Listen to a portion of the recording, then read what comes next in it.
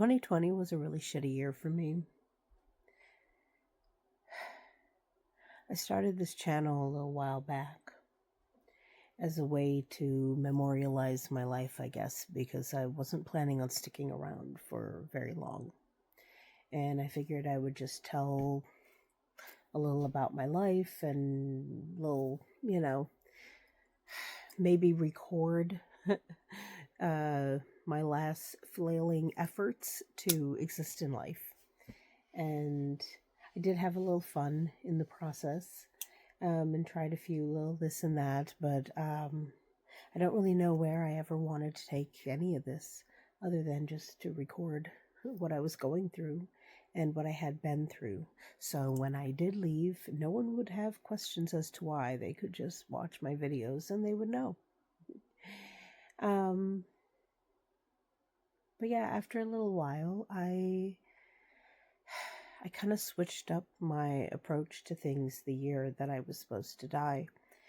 I decided since it was my last year, I was just going to try more things and do more things that I had always said no to, that I had never done for whatever reason. And the more I started saying yes to things that used to be a no, it was like I think I started learning how to live. I found that all these things that I had been so intimidated by and so afraid of, or just anxious about, or paranoid about, none of it was actually all that scary. Everything was really actually quite fine. And in that process of that year of trying new things and adventuring outside of my comfort zone, I realized that this whole time I hadn't been afraid of death, but I had been afraid of life. And so I decided if I was going to stick around now, there was a lot of things that I had been doing to myself that was not the best. Ways I was treating my body. And I thought, this is me. This is the meat suit I was assigned at birth. This is who I am. And I don't really care about the body or anything. It's just, my vehicle through life. But because it is my vehicle, maybe I should tune it up a little. And I decided if I was going to stick around, I was going to do some things to create a healthier body that I could live in. Because maybe that would make life a little more tolerable. And I started working on 3 little goals. And as those became easier and easier, to accomplish, I started adding other things, and bit by bit, between saying yes to life things and then choosing more life promoting things like eating healthier and moving my body more and sleep habits and things like that, life has become increasingly easy.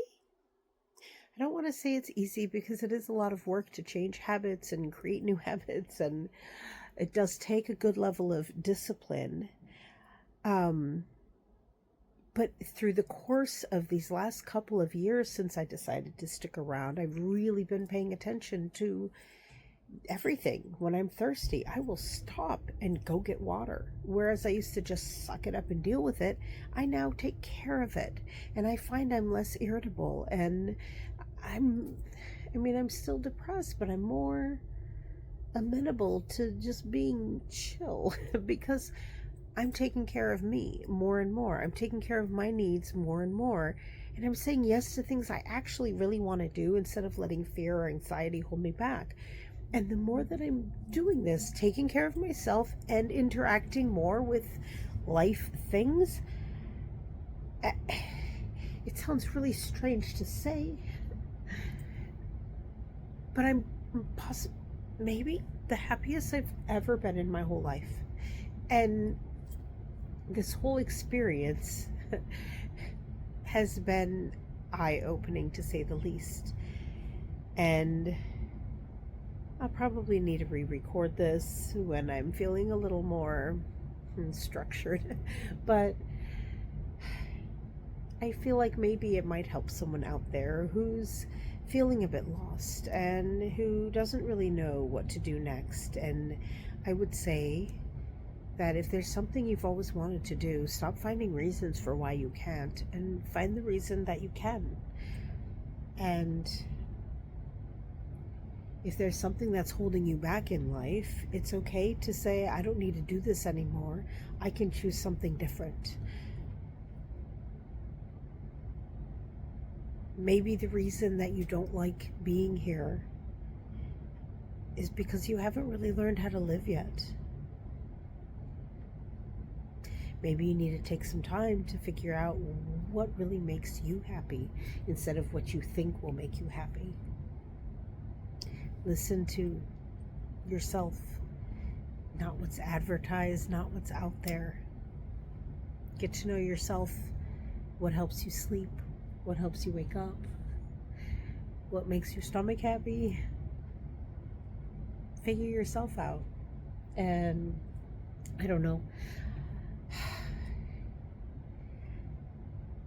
I choose what your difficult is going to be. Currently, my difficult is a new kitty. There was a little kitten in the alleyway. There were other cats too, but I can't take in every animal. But I'm very allergic, and it's going to take me a few months to acclimate to my allergies and my reaction to her. So my whole face has been miserable for a few weeks now, and it's okay. It really doesn't bother me. It's a difficult I choose. And so while yes, my face is miserable, I overall am not. I absolutely adore little Miss Ursula, and she is worth all of the stuffy and all of the hurt that I am dealing with right now. And I know that in time I will acclimate to her. And that's the way life is. That's what it is. You figure out what's the difficult that sounds like fun. Like I have a business idea and there's so many challenges and there's so much that could go wrong, but every single element of it just sounds like fun to figure it out. It sounds like a puzzle I want to put together and figure out how it works. So that's probably something I should be pursuing. And that's what you got to do. You have to figure out what are the things that it sounds like fun to figure out. It's still work. It's still work. It's always going to be work. But pick your challenges. If something is a challenge, you're like, oh my God, do I have to do this again? Then it's not a challenge for you. It's a no for you. And put it down. Walk away. Don't do that. Do something else.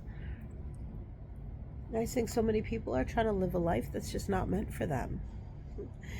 You got to live a life that's meant for you, not what you think it should be.